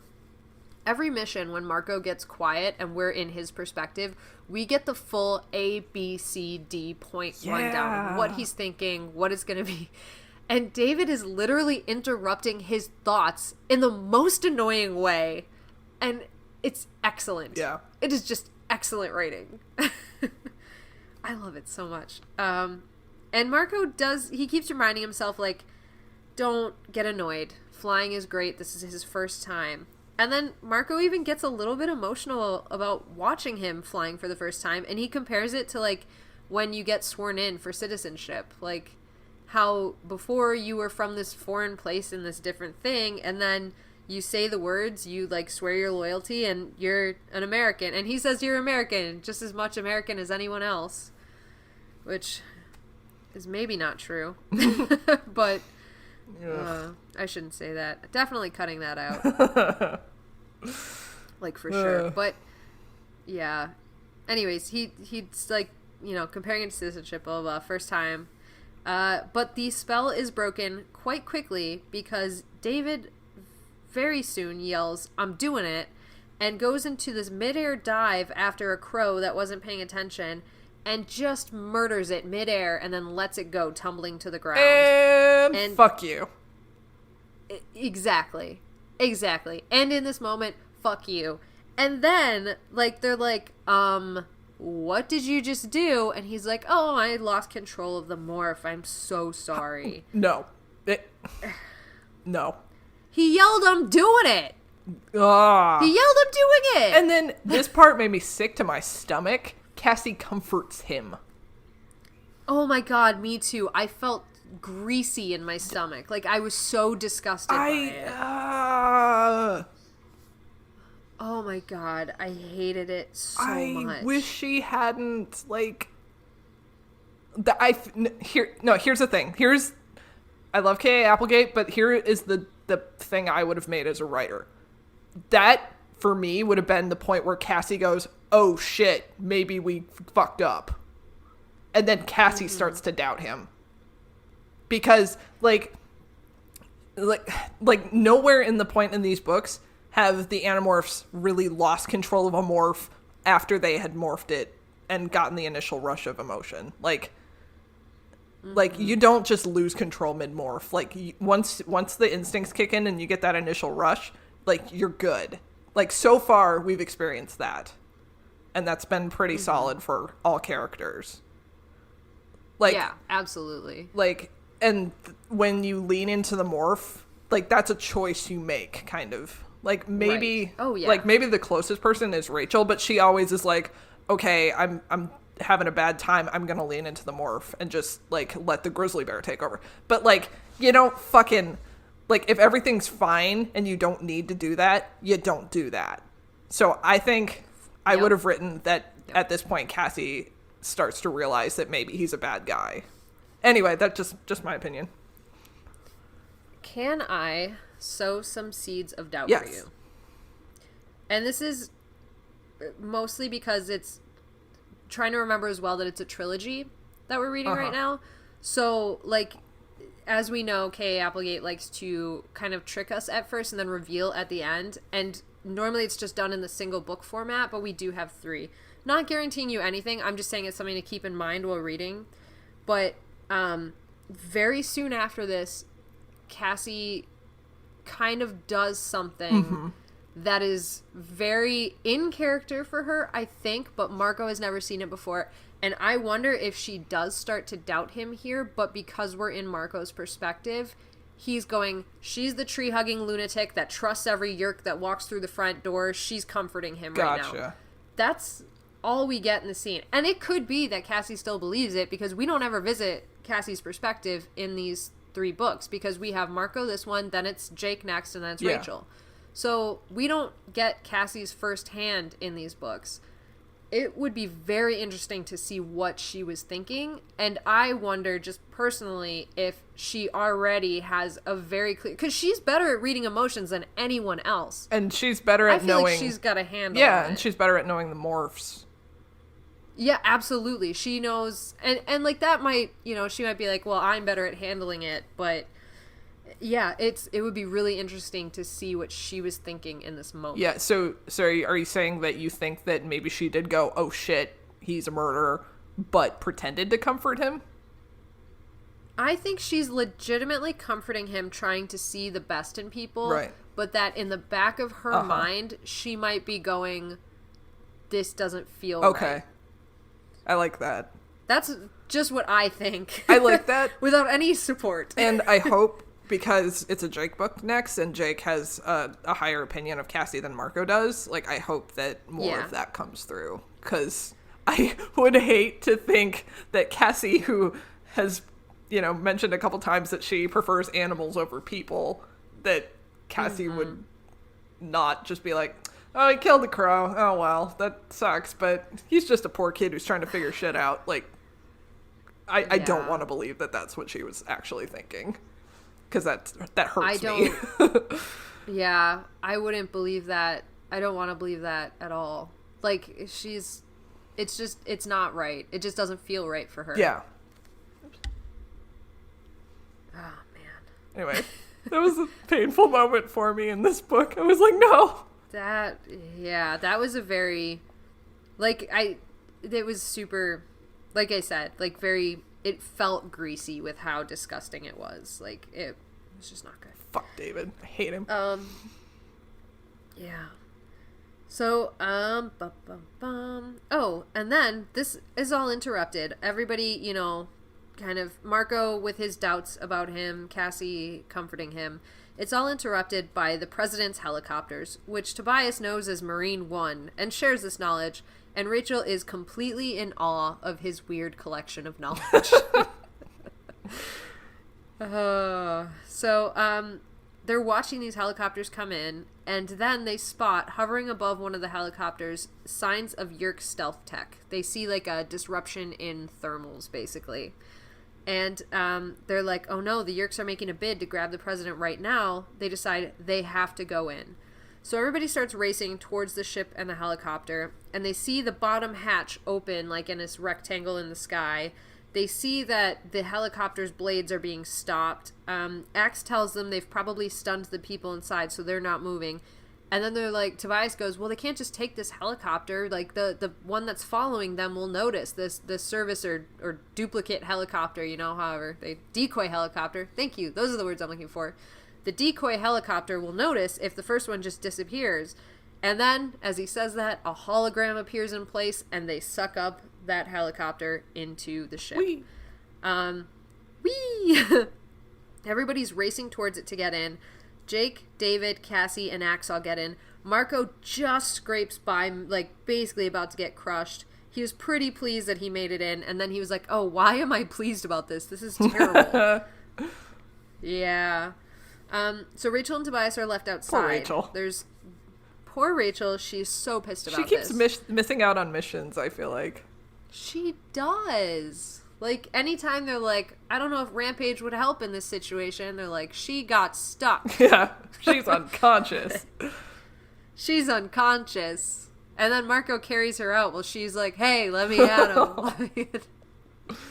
Poor Rachel. Yeah, I feel really bad for her in this scenario. But hey, she gets to, like, hang out with Tobias outside. Bird date. Yeah, bird date. Impromptu bird date. So, anyways, they're all stuck under this helicopter, which is kind of in this little impression in the ground. So they're pretty well hidden right now. They all start to demorph, and they're left with a bunch of really scared kids and a scared Andalite.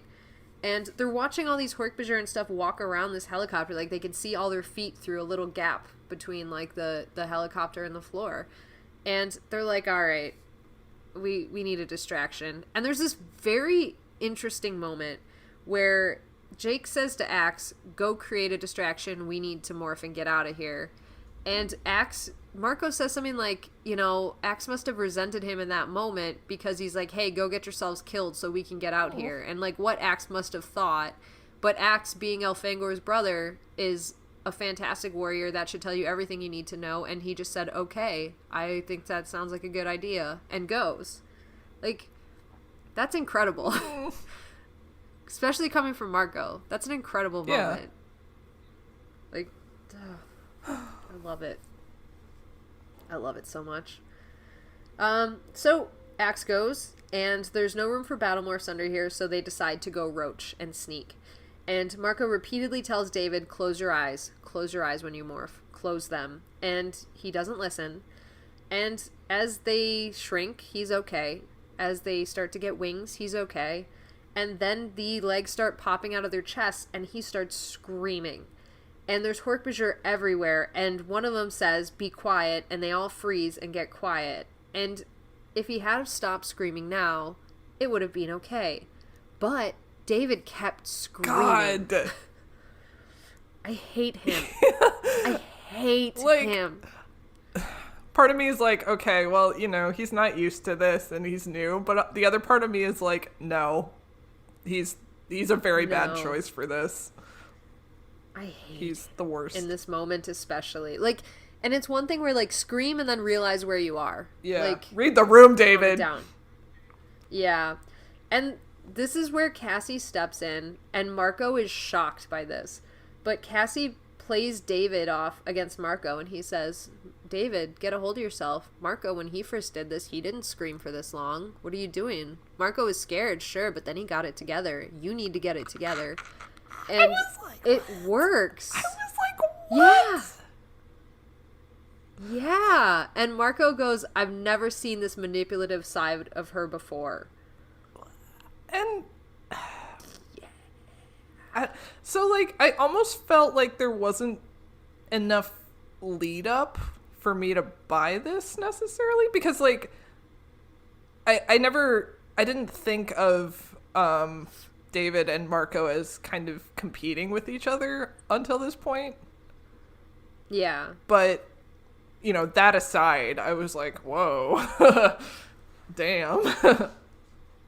Yeah, and I don't know if it was, like, meant to shock us with how abrupt it was, because every time I read this, it shocks me. I'm always like, that's the moment. Like, whoa. Yeah, it was shocking. Yeah. Oh my god. Yeah, and Marco's, like, horrified too. He's like, not only has she done this thing I didn't expect, now he's also cemented in his head he's gonna hate me forever. So yeah. That's not great team building there, Cassie. Yeah, that's I don't know how to feel about that. I don't know either. Yeah. It's not good. It's just not good. But yeah, they start motoring out from under the helicopter, and there are Hork-Bajir everywhere, and they're trying to step on them, and they're getting near misses left and right. Marco gets a leg ripped off. They do finally make it under the bulkhead, and then somebody busts out a can of Raid. Whee! Which, that's a very convenient thing to have on a spaceship. Again, that personal Hork-Bajir with all the medicines and stuff. He's like, here's my bag of tricks. That's my favorite Hork-Bajir that we've made up. Me too. I really like him. I'd like to hear more about him. Anyways, they manage to like crawl run up the bulkhead away from the raid. They kind of like jump up above it, and Axe go towards the light, which sends Marco into this whole like, we're going towards the light and we're gonna meet Saint Peter up there and all our family members and have to explain all our discretions. And Axe goes, what? And Marco's like, never mind. I loved that interaction so much. So good. Yeah. But they do go to the brightly lit room, which is where the light was coming from, and they find who they believe the president is laying there. He's the guy with the weird cut in his shoe. They see the shoe at the cut, they see him laying there, and they do the only sensible thing. They decide to hide in his pants. Oh no. It's like, okay. That's what they did. I'm upset by this. Yeah.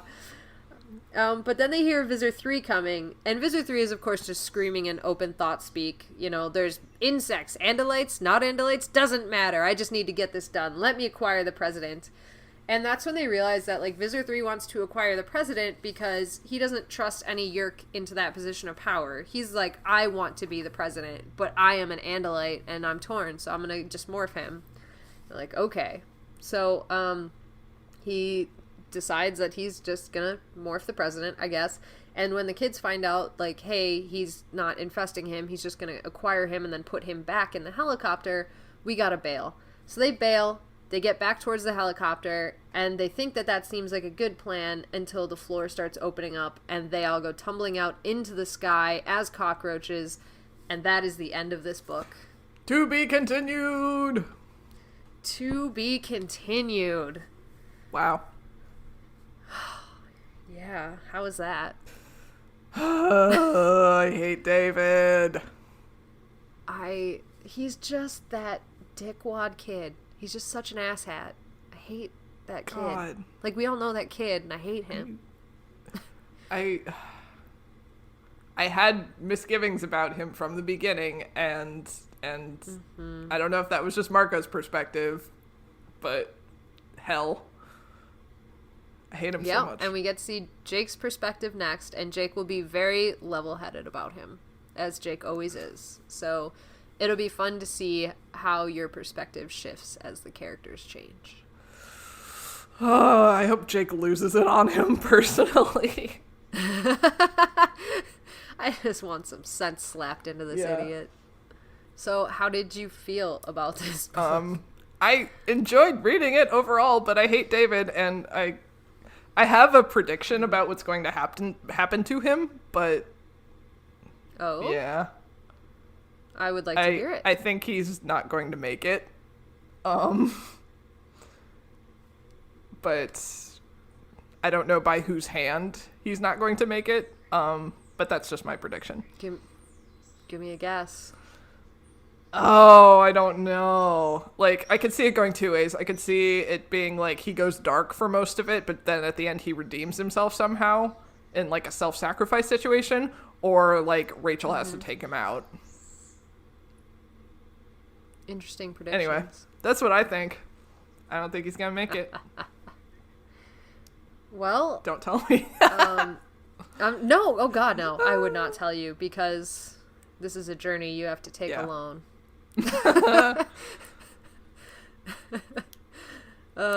In this situation, you are Marco going to stop the email. I am Jake staying at school, getting in trouble for swearing too much.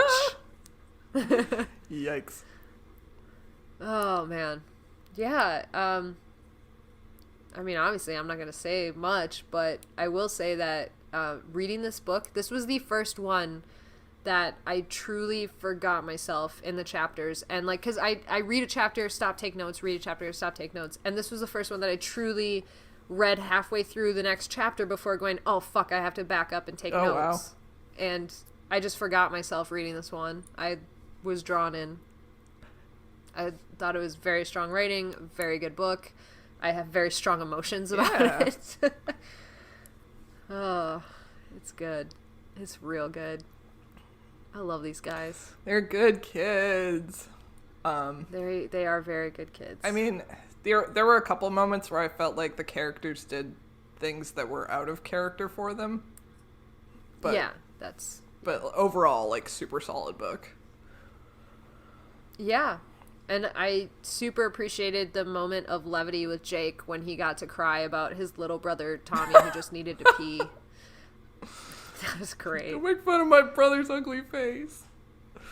Yeah, I did notice though he called him Tommy, and I mean his brother's name Oh is my Tom. god, I didn't even notice that. Oh no, I didn't notice till this read through. Oh no.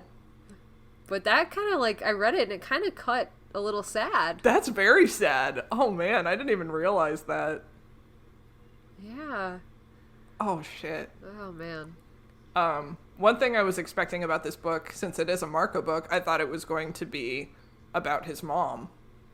And yeah, and she didn't even really, she got a mention. And when you mentioned these next 3 books are a trilogy, I thought it was going to be like the saga of what happened to Visor 1, and it was going to be about her.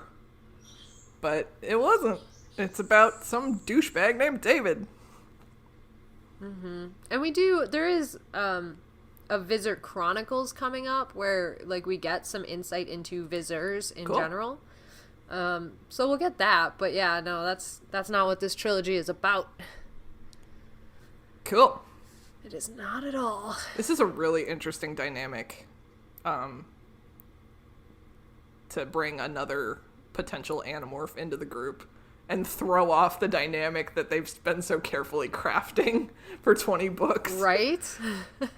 And like even when Tobias was morph capable again, think about how much that threw them off, and now they're like, let's put this unknown factor into this group. This guy we don't know, don't really trust, that we now have to trust, and an asshat. God.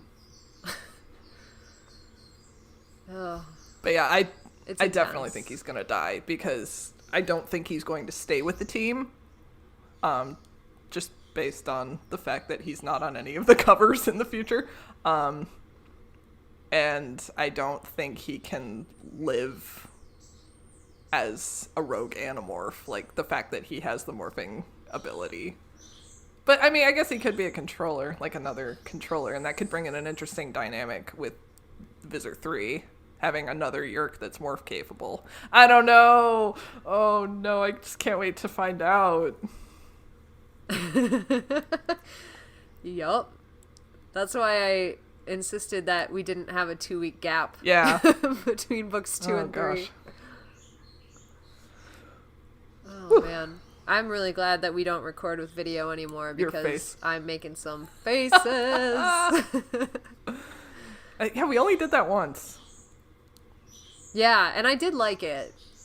But in this moment, I'm glad we didn't. Whew. Any other thoughts about this book? Or in general? Before we go on to the favorite character thing? No, let's move on to favorite characters. I'll have a lot of thoughts at the end of the trilogy. I can't wait to hear them all. I have so many. Anyways, yeah, okay. Favorite character. Let's do in this book first.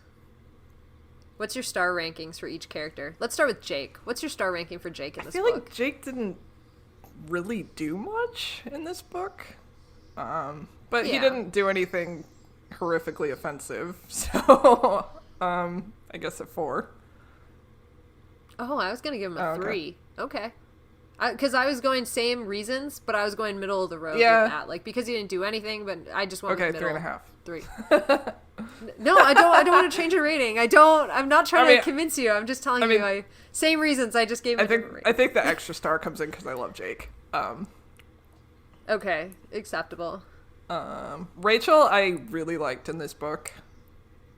So probably a 4 for her. I'm giving her a 5 because favorite. because she's my favorite. Oh shit! What? Oh, my computer just went to sleep. It's fine. Oh, okay. I'm giving her a 5 because I am playing favorites, but also because I loved every interaction between not only her and Tobias, but her and Marco, where like, I loved the moment where she's arm wrestling him and kicks him under the table. It was very funny, but also this, like, interesting power dynamic. And I loved every moment that, like, she was enthralled with Tobias knowing things. So 5.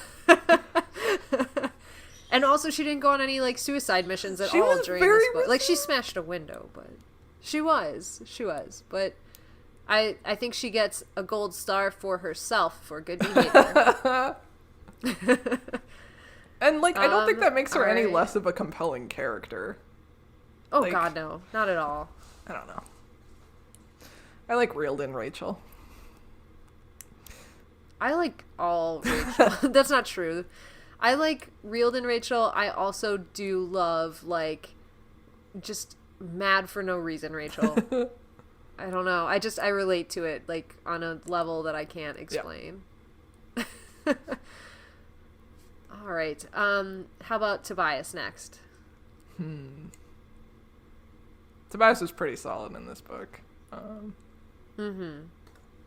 don't know. Like, of course, this is my, like, my middleist attitude anyway. Like, I don't really want to give anyone, like, a 5 or a 1. I want to stick between 2 and 4 for everybody. But that's okay. I'll give him a 4. Just because I'm off the rails doesn't mean you have to be. I'm giving him a 4 as well. 4 stars for Tobias because I loved him in this book. Excellent clue jokes. That was very good. He's good. 4. I like it.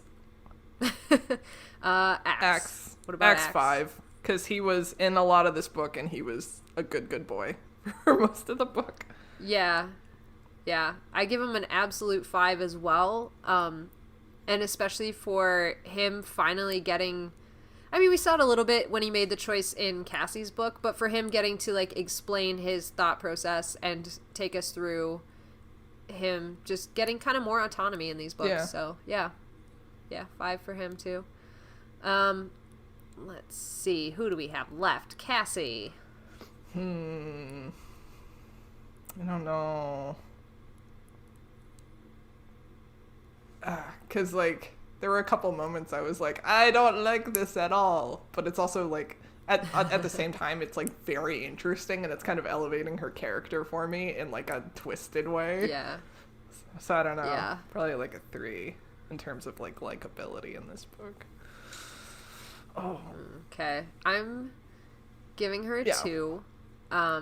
Because I hated her enthusiasm for making David an Animorph.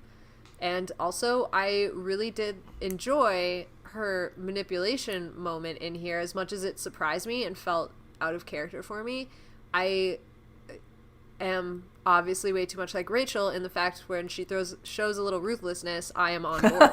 So, giving her a 2 because that was probably a negative, but also gonna give her a 2.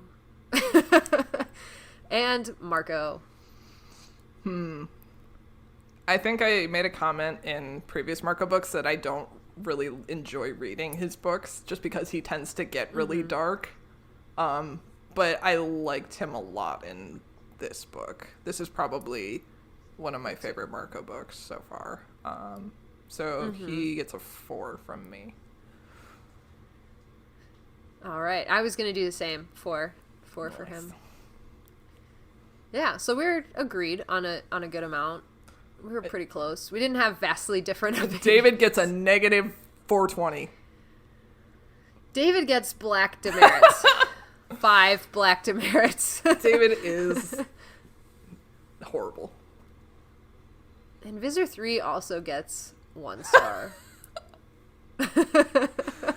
I liked him more than David. Hated his behavior. Oh my god, we liked Visor 3, the main villain, more than stupid David. Visor 3 has never given me, like, I've never read something from him where I feel so disgusted with him, I actually feel, like, a little vomity. That's true. And, like, he's campy, he's villainous, I love him as a villain. David, I just hate. So, that's 1 star for Visor 3, who is a special guest spot in this rating scale this week. I agree with that. Perfect. All right, so going broader terms then, out of the last books we read, what was your favorite? And I'm going to have to slowly recap what those were. Because I don't remember. So obviously this book was Marco's. First part of the David trilogy was Marco's. Cassie's was the butterfly one. Axe's, we had Axe instead of Tobias this round, and he had the traveling to the alien planet one, to the homeworld. Rachel's was... these are the two I don't remember. I think Jake's was the break-in at the mansion. Yeah. And Rachel's was... Oh, Rachel's was the cave, wasn't it? The bat cave? No. Oh, the mole. Yeah, the moles. Sorry, I was going further in the book. Yeah, the mole book. This is an interesting batch of books. I don't have like a clear favorite for this batch. Probably this one though. This one is my favorite of this batch. Very close second would be Jake's book. Yeah, that was pretty good. Like, as much as I love Axe, I didn't super love his book. Yeah, he carried his book, but yeah. I think it was just a little too, like, alien heavy for me. So there was that, like, basic relatability that wasn't there. And then Cassie's last book was just, like, emotionally harsh for me. It's like, there's so much going on. This is a really interesting batch of books because Jake's book is kind of such an aggressive kind of book. Yeah. And then Axe's was, like, fluff almost. Yeah. Like, it was interesting. It was a side story. It was a side story. And then, Rachel's was just, like, enraging in the decisions that she made. Cassie's was enraging in the decisions that she made, but in a different way. And then this book is, like, it's all over the place. It's hard to compare them, but I did, and I have a scale. So, yeah, it would be Marco's my favorite, Jake's second favorite, and then I'd say Cassie's, Rachel's, and then Axe's. Yeah, I think I would switch Cassie's and Rachel's. Although I got really mad at Rachel in that book. Oh, yeah, I'm really surprised by that, because you were really mad at Rachel. I don't know. And I got really mad at Cassie. Why am I making it third? I switch it too. I switch it. Now it's... I agree. No. See, that's the thing. I love the questions asked in Cassie's book, and I love the implication. And that's why I put it in third above Rachel's. But I was so mad during that book as well. So here's my thing that I just realized. I enjoyed the events of Rachel's book more. Even though I got mad at her, I enjoyed reading and following the story more. In Cassie's book, it was just like, I am walking through the woods with this child Yerk, and we're talking about morals and ethics and existence. And it was just a harder read for me. Yeah, that's fair. Yay! All right. Where can the humans find us? You can find us on the internet at our email, which is available at all times, not just when our computers are plugged in. And if you wanted to send an email there, you could send it to anonymousanimorphs@gmail.com. Fun side story. I tried to log into one of our accounts. I don't remember which one it was. And I kept typing Animorphsanonymous@gmail.com. And it just kept failing. And I was like, why the fuck isn't this working? Oh, yeah, our email is not that because someone already took it. Yeah, the Yerks took it. So maybe David took it. Fucking dick. Selling all this shit on eBay using our account. Yeah, exactly. Trying to sell our IP. Anyways, right. So we have that email, which is backwards. Everything else is animorphsanonymous.com is our website. You can find us on Facebook at Animorphs Anonymous, or if you want to join our super secret, super awesome group, it's it's facebook.com/group/Animorphs Anonymous, or you can search Andalite Bandalites. If you want to follow us on Instagram, it's at Animorphs Anonymous, on Twitter at Animorphs Anon, and I think that's all of our social media. And for podcast services, we can be found wherever podcasts are available. Includes GooglePlay, iTunes, Pocketcasts, Stitcher, Podcast Republic, Podbean, etc. We're Googleable. Google us. We're super Googleable. And tell me about your book. I make a webcomic. It's called B-Side You. You can find that at bsideyoucomic.com.